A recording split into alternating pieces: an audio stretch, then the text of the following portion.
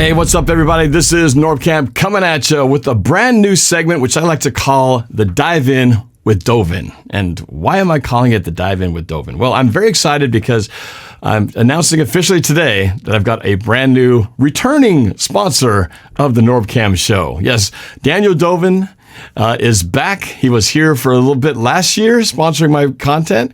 And now with the season in full effect, I'm excited to be partnering with Daniel.dovinh again. So I'm going to bring him on right now to talk a little bit about what he's doing with his business and why he decided to partner up with me again. So without further ado, here he is, Mr. Daniel.dovinh of Dovinh Real Estate Group at Sotheby's. Daniel, welcome back to Norbcam.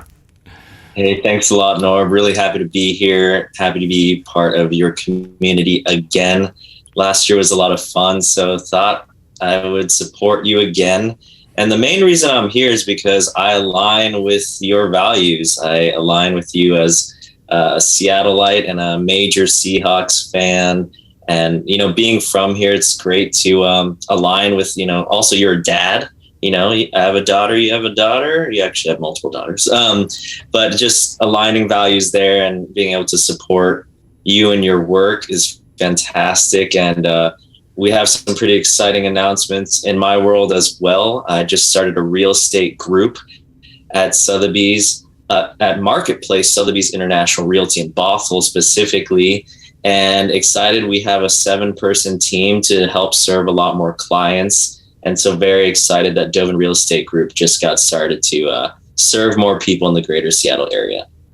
So I'm really excited about this partnership. I thought we had a great time last time, and this year I want to have you even more involved. And that's why I created this segment called the Dive In with Dovin, because you're not just a guy who's trying to, help my channel for all the reasons you mentioned, but you're also a Seahawks fan, which is kind of a prerequisite if you're going to be sponsoring my show. So tell everybody a little bit about your history here in Seattle and how your Seahawks fandomness comes into play.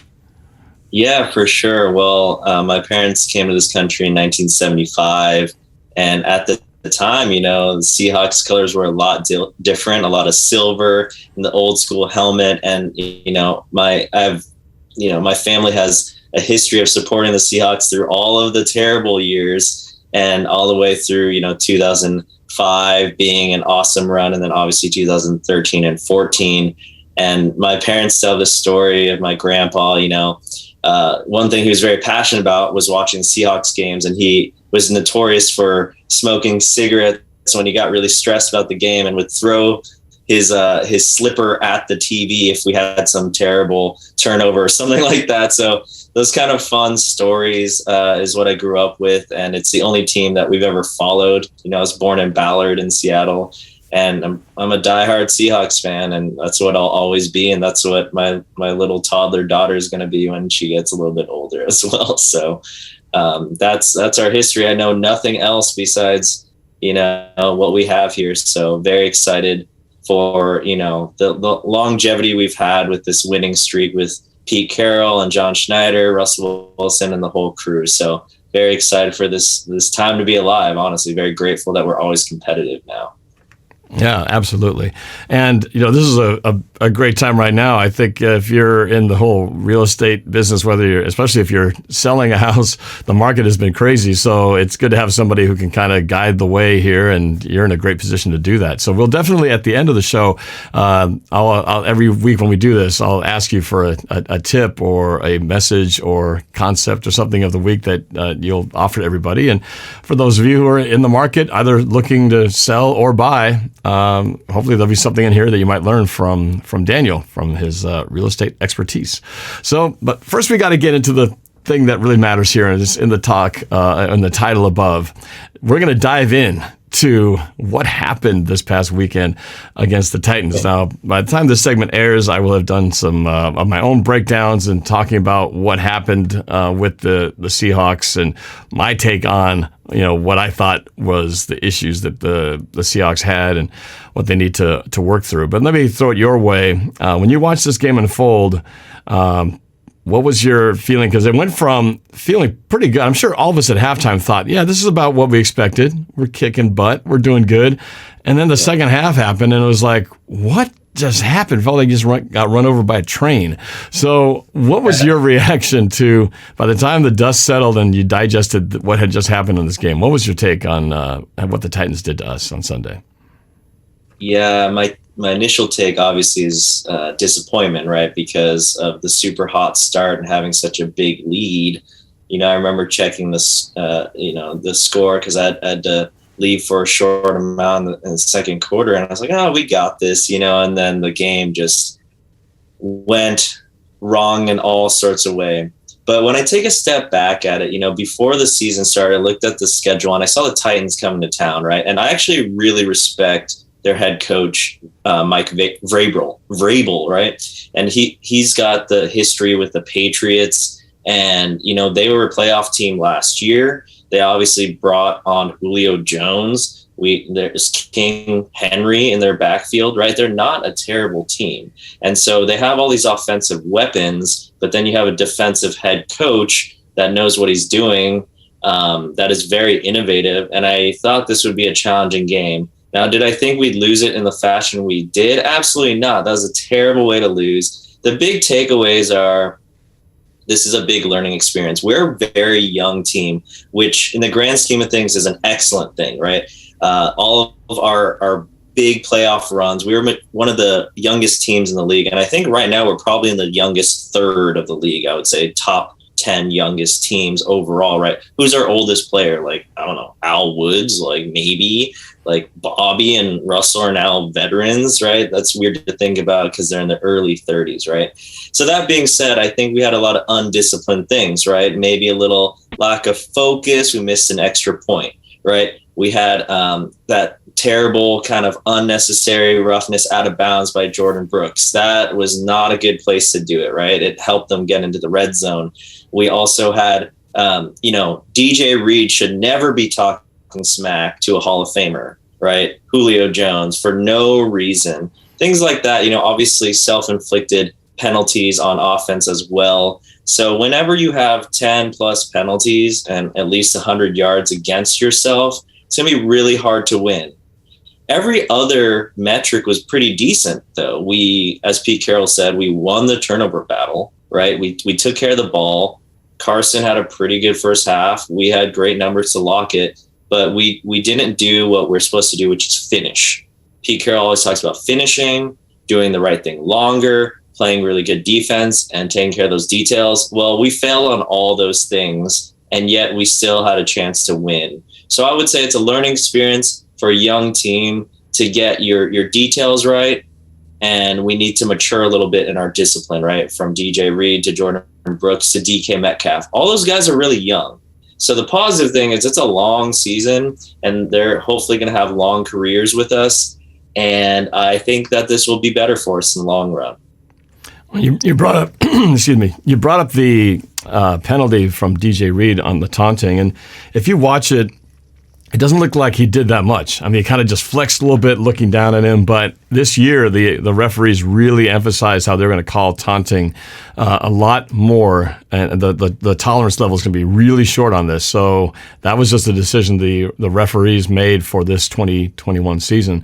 And so the players have just got to be aware of that. Even though last year or any of the years before, that never would have been called. What he did was so minimal, but it's kind of like roughing the passer. You cannot touch that quarterback. And I still think one of those calls was so, when Jamal Adams hit him and got called for roughing the passer, he's flying in, full speed. It's hard to slam on the brakes and not touch the guy when you are just like a heat-seeking missile, right?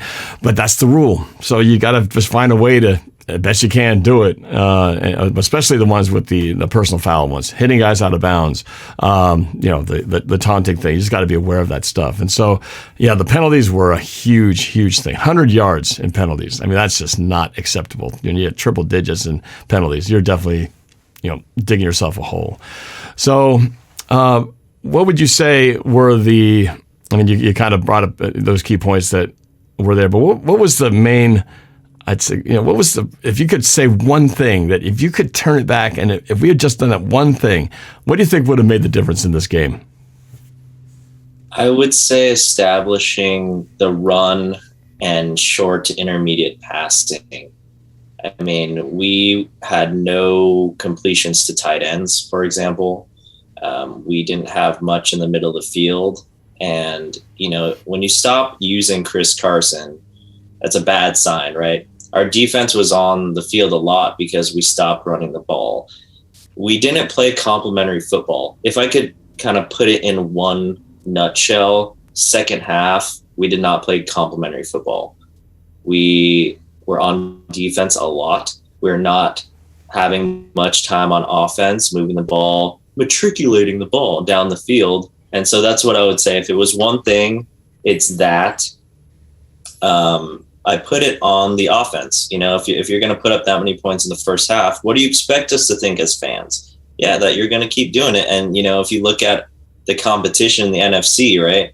Like the Packers can put up numbers, the Saints can put up numbers. Obviously, the Bucks put up 48 points. So us talking about, if we score 30, we should be able to win. Like, no, you should score more than the opponent, whatever it takes that week. And it's going to be different week to week. But I would say, we weren't disciplined and we stopped moving the ball on offense, which was a major, major problem.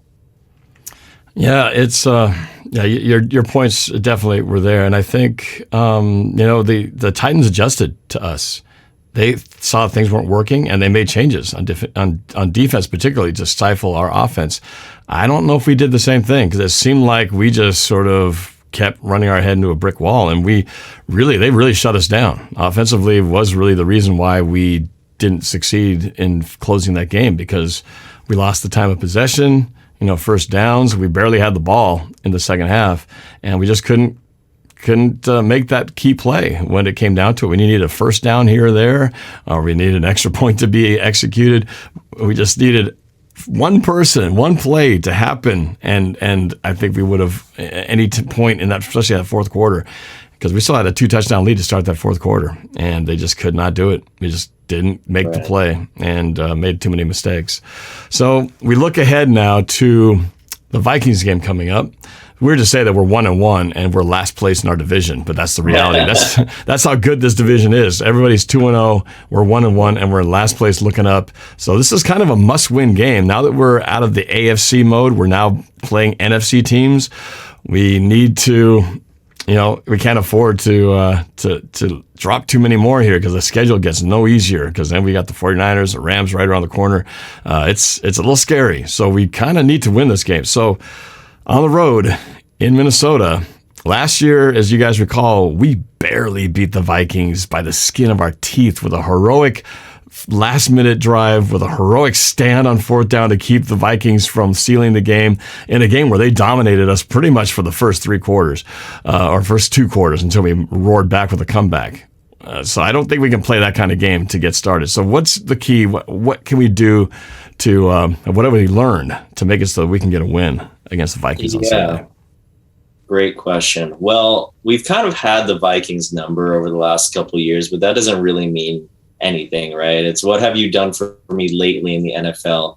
I really like Mike Zimmer. I think he's a great coach. I think he's a great mind. And so I definitely don't think we should take this team lightly. They have a lot of weapons, and Dalvin Cook is the main problem. And then you also have Jefferson as their young wide receiver. He's super dynamic, right? So I would say that our team was built on speed, right? 2 days ago, it would have been great to have KJ Wright. Why? Because he would help us with the run fits. He's also a bigger dude. It's easier to tackle someone like King Henry when you have Bobby and KJ, right? But we built our team on speed to go against guys like Dalvin Cook and to go against guys like Alvin Kamara, right? So I really think it's about stopping the run. I think everything starts and ends with the running game for the Minnesota Vikings. They're kind of old school in that way, but he's a very different runner than King Henry, right? King Henry's going to keep punching you in the mouth all game until he breaks out some big ones. And that's what I think Chris Carson wants to actually do. And that's how he's built his body, his mind, and we need to use him as such. But that's a whole different thing. So I would say the run fits are most important, right? Do we have Brian Monet for this game?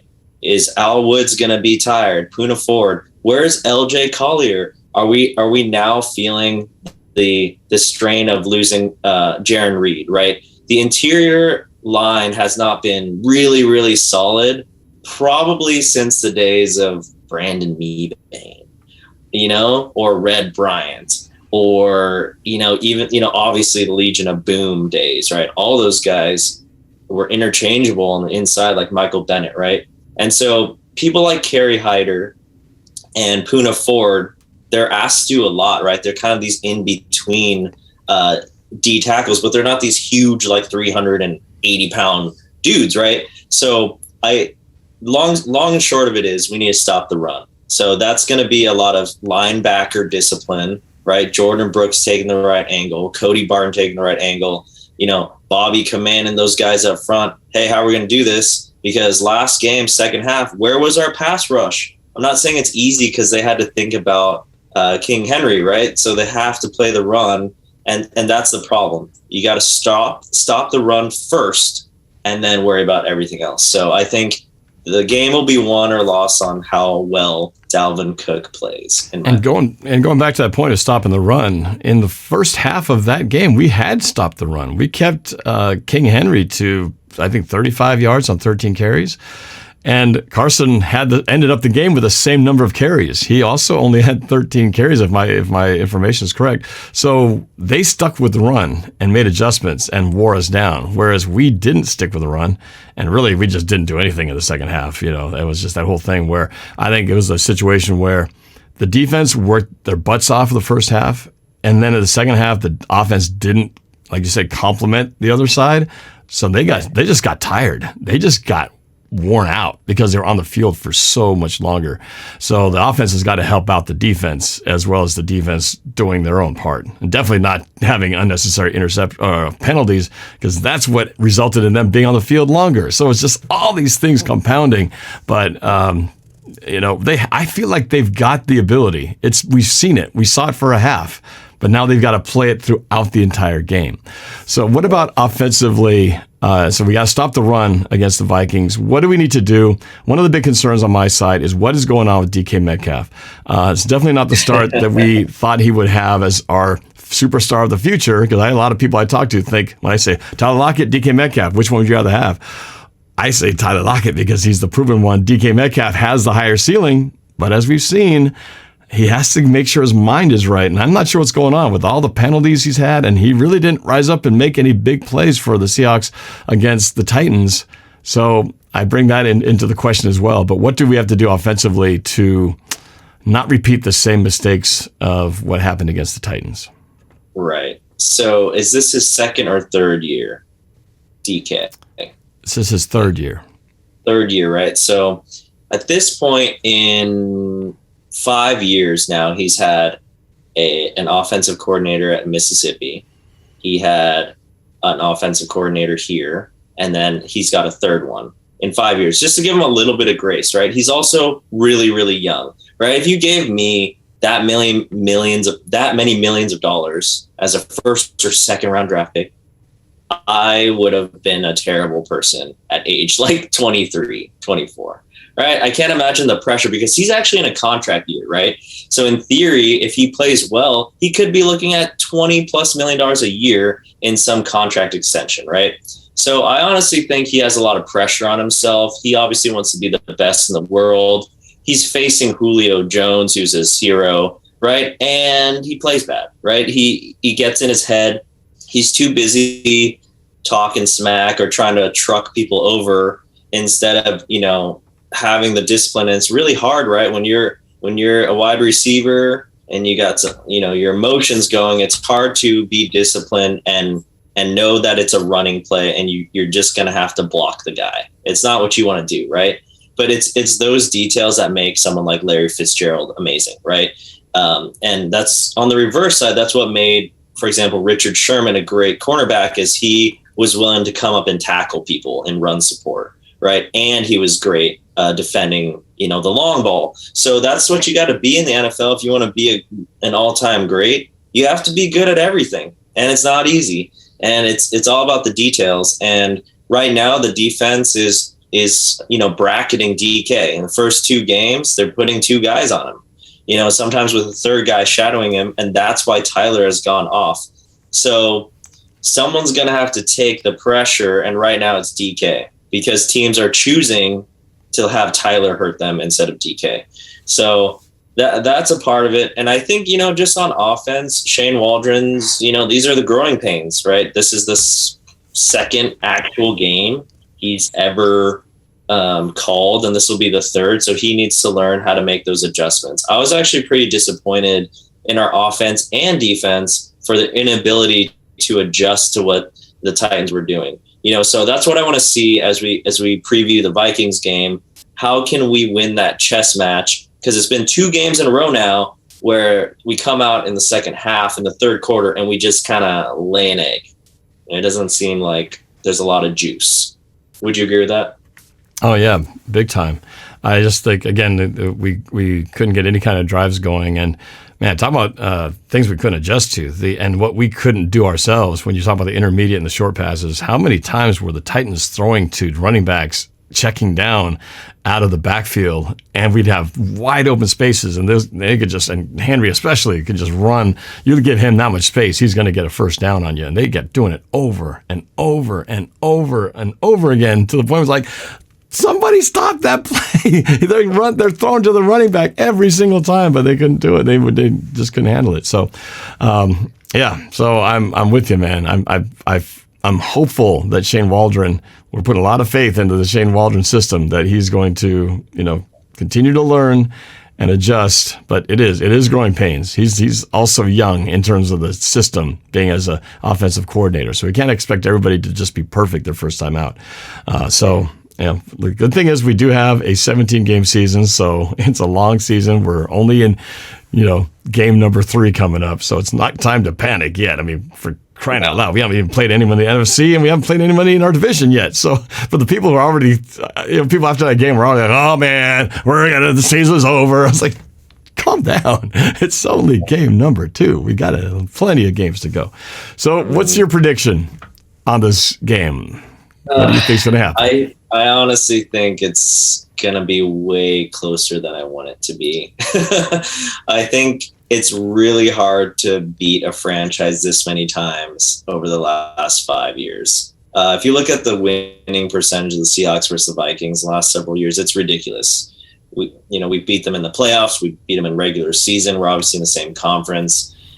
But I don't think this is the week that we put everything together. I think we will have those weeks where everything is hitting on every cylinder. But, I wish, Eskridge, for example, was healthy, because, last week you didn't see any of these fly sweeps or any of these kind of gadgets or a lot of pre-snap motion. Again, we talked about not having a lot of tight end work or any, passes to Chris Carson, in the flat, anything like that. It was kind of it felt like Brian Schottenheimer's offense, to be honest with you. So long story short, I think it's going to be within 7 points, and I honestly think it can go either way. So would I be surprised if we won by 6 or lost by 6? No. But as a Seahawks fan, my prediction is that we're going to win by 6 points. I think we're going to go a little bit more old school, a little bit more possession football, and we're going to win 23-17. Oh, low scoring game. All right. Well, I agree with you. I think it's going to be tight. I'm going to stick with my music prediction video prediction, because now that I put it on tape, I've got to kind of stick with it. We were supposed to win that game last week, or this past weekend, 27-24. It was the wrong team that won by a field goal, unfortunately. But I have the Seahawks winning also in a close, down-to-the-wire nail-biter within a touchdown, like you said, but even narrower than what you said. I have the Seahawks eking it out. They're going to come back and right the wrongs from last week, and they're going to win in a nail-biter, 31-27 in Minnesota. So sounds about right. That's my hope, anyway, that we can get over 30 points again. We know we can do it. I think we can do it again, but less penalties, and they'll clean that up, and we'll be just enough to get the job done. All right, so we'll see what happens in this game. But before we wrap things up, I know I want to give you the last word. And the question I have for you is, now that we're going from the heat of summer, and we had a hot summer, both in terms of the real estate market and the temperatures, literally. But now that things are cooling down, is the market cooling down? So the question I have for you, Daniel, is this a good time to buy or sell? Tell me what people might be wondering about in terms of real estate. Yeah, well, I'd like to address it from both sides for sure, because, everyone's in a different situation. So we get asked that question a lot in our team. Is now a good time to buy? Because we heard it was a seller's market. So going back to the spring, it was a super seller's market, right? We had super low inventory, not a lot available, right? And really low interest rates. So a lot of people were qualified to purchase, beautiful homes. And with not a lot to choose for, is simple supply and demand. So you had a lot of offers. Some people were offering hundreds of thousands of dollars over the list price, and there was a tremendous amount of competition, right? And so now what we're seeing as we went into the summer, that's a pretty normal time for things to slow down, as a lot of people go on vacation, right? They're enjoying their time with family, and people aren't touring as many homes as it was in the spring. The spring's a great time, like the homes look beautiful, right? And as we enter into winter, what we're seeing is that interest rates are slowly creeping up. So it's not as much of a seller's market, but because inventory is still low, it's still a good time to be a homeowner. Equity is building here in the Pacific Northwest. We have a lot of tech jobs, obviously. So the long and short of it is, if you're a seller, you're still in a great position because there's low inventory. If you're a buyer and you're going to wait for the market to crash, it might be a while. There's this real estate meme going around right now of Tom Brady, right? And it has pictures of him through the last 20 plus years. And it's like, if we're waiting for the market to crash, and then it shows Tom Brady's face continuing to be the same, right? So I don't think it's a good time to wait, 5-10 years and keep renting. If you're renting right now, there's a lot of statistical evidence to show that, within 3 years of home ownership, you're going to completely outweigh like your amount of equity that you're building versus what you're giving to a landlord. It's absolutely better to get into the market as soon as you can, in my opinion,